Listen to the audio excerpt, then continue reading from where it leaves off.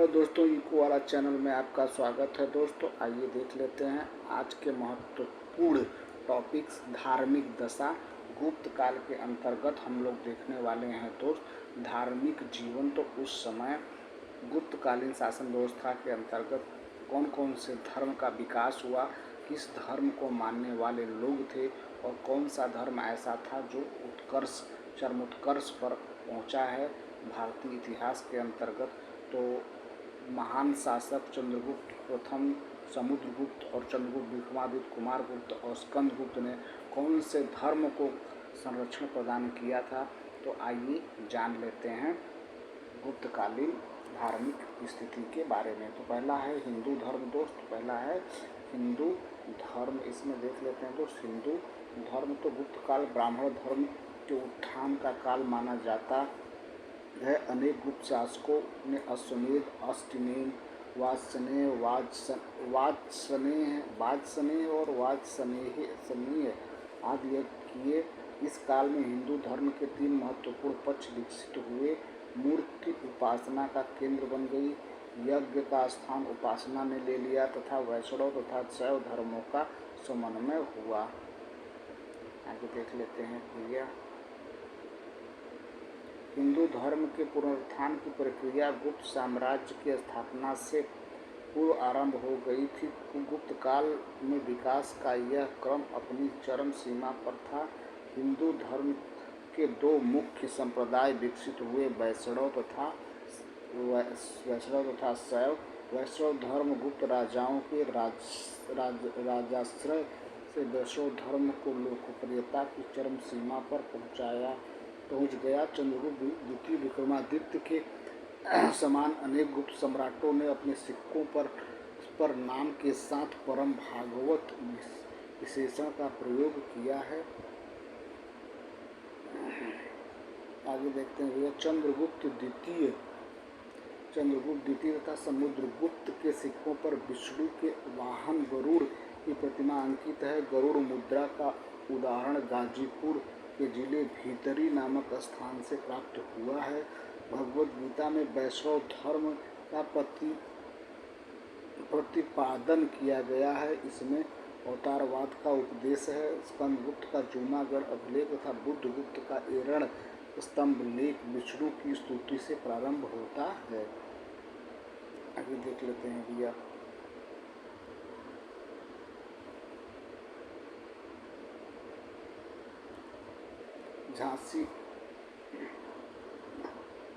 झांसी के दशावतार मंदिर, झांसी का दशावतार मंदिर है। इसका पूर्व नाम कुशवपुर था। यह मंदिर पंचायत श्रेणी का है। इस मंदिर में शेषनाग की शैया पर विश्राम करते हुए नारायण विष्णु को दिखाया गया है।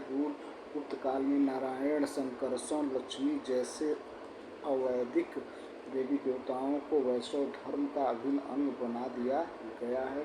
शैव धर्म, आइए शैव धर्म के बारे में कुछ प्रमुख बातें जान लेते हैं दोस्तों। गुप्त सम्राट वैष्णव धर्म के अनुयायी थे, किंतु उनकी धार्मिक सहिष्णुता की भावना से शैव धर्म का समाज में यथोचित प्रसार हुआ। गुप्त काल में अनेक शैव मंदिरों का निर्माण हुआ। शिव की मूर्तियाँ 2 प्रकार की बनाई जाती थी, मानव आकार तथा लिंग के रूप में। शिव एवं पार्वती की संयुक्त मूर्ति इसी काल में बनती हुई शुरू हुई। त्रिमूर्ति के अंतर्गत गुप्त काल में ब्रह्मा, विष्णु और महेश शिव की पूजा आरंभ हुई। समन्वय की उदार भावना गुप्त काल की विशेषता थी। आगे देख लेते हैं दोस्त, आइए। गुप्त काल में शैव धर्म के अनेक संप्रदायों का विकास हुआ। वामन पुराण में इसकी संख्या 4। शैव पाशुपत का पाली और काला मुख है। स्कंदगुप्त ने के बैल के आकार वाले सिक्के उसकी शैव धर्म में आस्था के प्रमाण हैं। कुमारगुप्त प्रथम के सिक्के पर मयूर पर आरूढ़ कार्तिकेय स्कंदगुप्त की प्रतिमा अंकित है। इसके काल में बुद्ध, सूर्य, शिव आदि की उपासना के समान रूप से राज्य की ओर से प्रोत्साहन प्राप्त हुआ। गुप्त काल में अन्य देवताओं की तुलना में दैवी शक्ति का वैभव अत्यंत बढ़ गया। अर्धनारीश्वर के रूप में शक्ति और शिव दोनों संप्रदायों का एकीकरण हुआ, परंतु शक्ति की विधानता स्वीकार की गई। अगला देख लेते हैं दोस्त, आइए बौद्ध धर्म के बारे में जान लेते हैं दोस्तों। आइए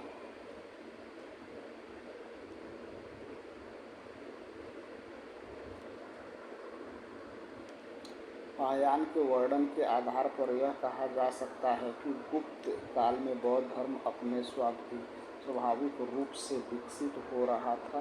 उनके अनुसार गुप्त काल में कश्मीर, अफगानिस्तान और पंजाब बौद्ध धर्म के केंद्र थे। गुप्त काल में नालंदा में प्रसिद्ध बौद्ध विहार की स्थापना हुई।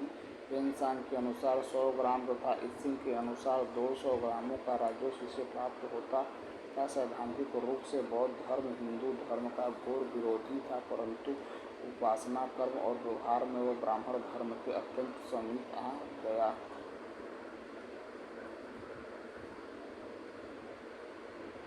आगे देखते हैं दोस्त, इस काल में महायान संप्रदाय अधिक लोकप्रिय रहा। इस मत के अंतर्गत नवीन दार्शनिक संप्रदाय जैसे माध्यमिक तथा योगाचार का प्रादुर्भाव हुआ। गुप्त काल में अनेक प्रसिद्ध बौद्ध आचार्यों का आविर्भाव हुआ। उनमें अनेक प्रसिद्ध बौद्ध दार्शनिक महायान शाखा के समर्थक थे, जैसे आर्यदेव, असंग, वसुबंधु, मैत्रेय और दिग्नाथ आदि। योगाचार दर्शन का गुप्त काल में अत्यधिक विकास हुआ। आइए जैन धर्म के बारे में बात की जान लेते हैं दोस्त। बौद्ध गुप्त काल में जैन धर्म का किस प्रकार विकास हुआ है भैया। तो जैन धर्म, महायान में जैन धर्म का उल्लेख नहीं किया है, परंतु मध्यम वर्ग एवं व्यापारियों में धर्म का पर्याप्त प्रचार था। उत्तर भारत में जैन धर्म को राजकीय समर्थन नहीं मिला, परंतु कंबन एवं गंग राजाओं ने इसे आश्रय प्रदान किया। मथुरा और वल्लभी श्वेतांबर जैन धर्म के केंद्र थे और बंगाल में पुंड्रवर्धन दिगंबर संप्रदाय का केंद्र था। पहौम लेख के अनुसार स्कंदगुप्त के काल में भद्र नामक एक व्यक्ति ने 5 जैन तीर्थों की स्थापना कराई थी।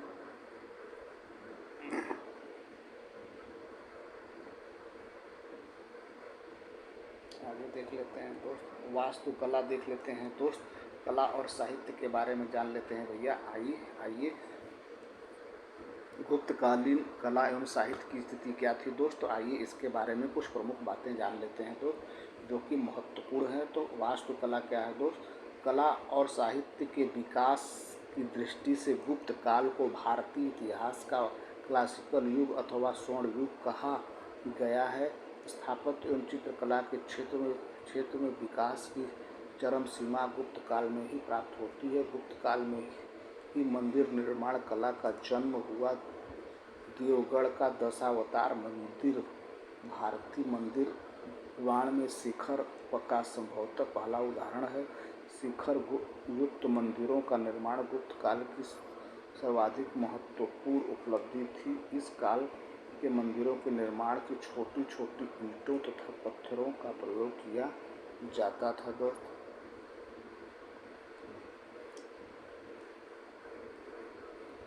सिरपुर के लक्ष्मण मंदिर तथा भीतर गांव के मंदिरों में समानता है। भूमरा मंदिर शिव मंदिर है दोस्त। तिगवा मंदिर जबलपुर में है, विष्णु का मंदिर है। देवगढ़ झांसी में है, जो कि दशावतार मंदिर है। सिरपुर जो कि लक्ष्मण मंदिर है, ईंटों का मंदिर है दोस्त। उदयगिरी विष्णु का मंदिर है। भीतर गांव कानपुर का ईंटों का मंदिर है।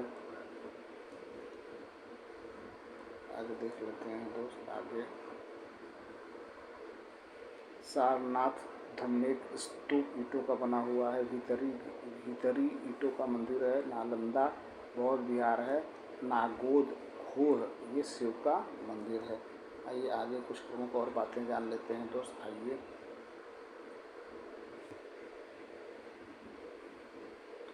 गुप्तकालीन गुहा मंदिरों में ब्राह्मण गुहा मंदिर और बौद्ध गुहा मंदिर महत्वपूर्ण है।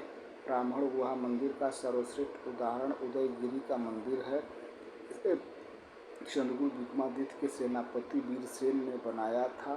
उदयगिरी के गुहा मंदिर में विष्णु के वराह अवतार की विशाल मूर्ति स्थापित की गई है। बौद्ध गुहा मंदिरों में अजंता तथा बाघ की गुफाएं महत्वपूर्ण हैं। अजंता की गुफा संख्या 16 और 17 और 19 गुप्त काल की मानी गई है। गुहाओं में सर्वाधिक प्राचीन ढांचा दक्कन की गुफाएं हैं। अजंता की गुफाएं महाराष्ट्र में स्थित हैं। इनकी संख्या 27 है, जिसमें कुल 100 फीट गहरी तथा घोड़े के नाल के आकार की खुदी है। अगला देख लेते हैं दोस्त, आइए मूर्ति कला और चित्रकला के बारे में कुछ प्रमुख बातें जान लेते हैं दोस्त। तो मूर्ति कला एवं चित्रकला। गुप्त काल में चित्रकला विकसित थी। गुप्त काल के चित्रों में के अवशेषों को बाघ की गुफाओं, अजंता की गुफाओं तथा बादामी की गुफाओं में देखा जा सकता है। कुषाण कालीन मूर्तियों में शरीर के सौंदर्य का जो रूप, उसके विपरीत गुप्त काल की मूर्तियों में नग्नता नहीं है। गुप्त कालीन मूर्तियों ने मोटे उत्तरी वस्त्र का प्रदर्शन किया है। गंगा यमुना की मूर्ति रूप गुप्त काल की ही देन है। गुप्त काल की शिल्प कला का जन्म विशेषतः मथुरा शैली द्वारा स्थापित प्रतिमानों पर आधारित था। वाराह की वास्तविक आकृति में निर्मित मूर्ति एरण से प्राप्त हुई, जिसका निर्माण धन्य विष्णु ने किया था। अजंता के चित्र मुख्यतः धार्मिक विषयों पर आधारित हैं, जबकि बाघ के चित्र मनुष्य के लौकिक जीवन के लिए गए हैं। अजंता के विषय में सर्वप्रथम जानकारी 1819 में एक अंग्रेज सैन्य टुकड़ी से हुआ। बाद में 1844 में रॉबर्ट गिल ने इसकी नकल बनाई। गुप्त मूर्ति कला के सर्वोत्तम उदाहरण सारनाथ की मूर्तियाँ और चित्रकला के सर्वोत्कृष्ट उदाहरण अजंता बौद्ध कला के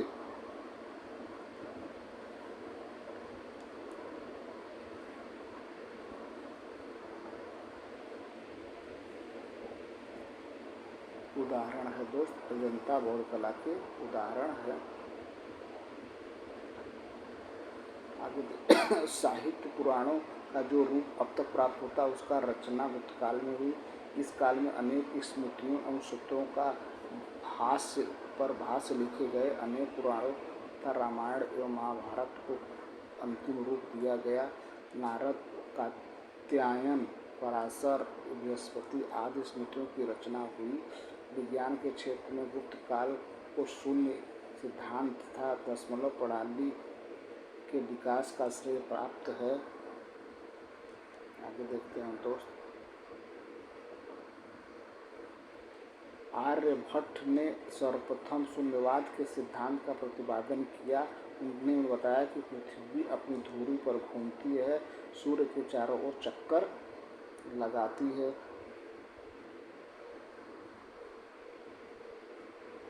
सूर्य के चारों ओर चक्कर काटती है। इस काल के प्रमुख गणितज्ञ ज्योतिष विद्या में भी निपुण थे। इनमें आर्यभट्ट प्रथम, बारामीहिर, भास्कर प्रथम तथा ब्रह्मगुप्त विशेष थे दोस्त। आइए देख लेते हैं गुप्तकालीन की महत्वपूर्ण पुस्तकें और लेखक कौन है। तो ऋतुसंहार कालिदास की पुस्तक है दोस्त। मेघदूत का कालिदास की पुस्तक, कुमार संभव कालिदास की पुस्तक है। रघुवंशम कालिदास की पुस्तक है। मालिकामित्रम कालिदास की पुस्तक है। अभिज्ञान शाकुंतलम कालिदास की पुस्तक है मित्र। आगे देखते हैं भैया। विक्रमोर्वशीयम कालिदास की पुस्तक। मुद्रा राचक विशाखदत्त की मुद्रा है। देवी चंद्रगुप्तम विशाखदत्त की मुद्रा है। काव्य दर्शन दंडी की मुद्रा है। और 10 कुमार चरितम दंडी की मुद्रा है। स्वप्नवास वत्ता भास की मुद्रा है। चारुदत्ता भास की मुद्रा है। आगे देख लेते हैं भैया।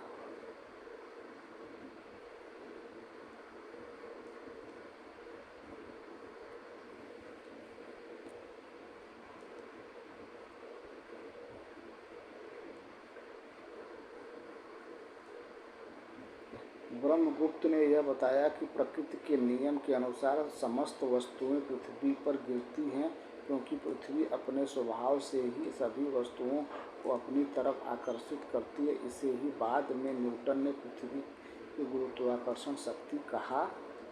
है।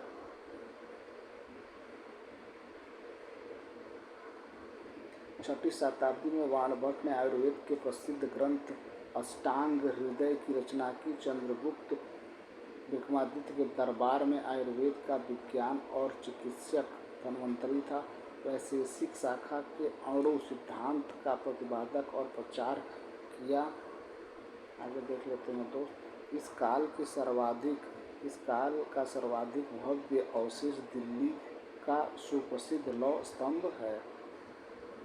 तो दोस्त आगे आइए देख लेते हैं और प्रमुख कृतियाँ जान लेते हैं दोस्त। लेखक और कृतियाँ। हर्षचरित वाण ने लिखी दोस्त कादम्बरी वाण ने लिखी है। नागानंद हर्ष ने लिखा है।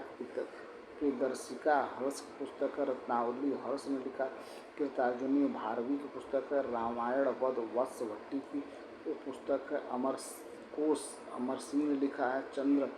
चंद्र व्याकरण चंद्र कोमनी ने लिखा है। विशुद्धि मग को बुद्ध घोष ने लिखा है दोस्त। आगे देख लेते हैं भैया। और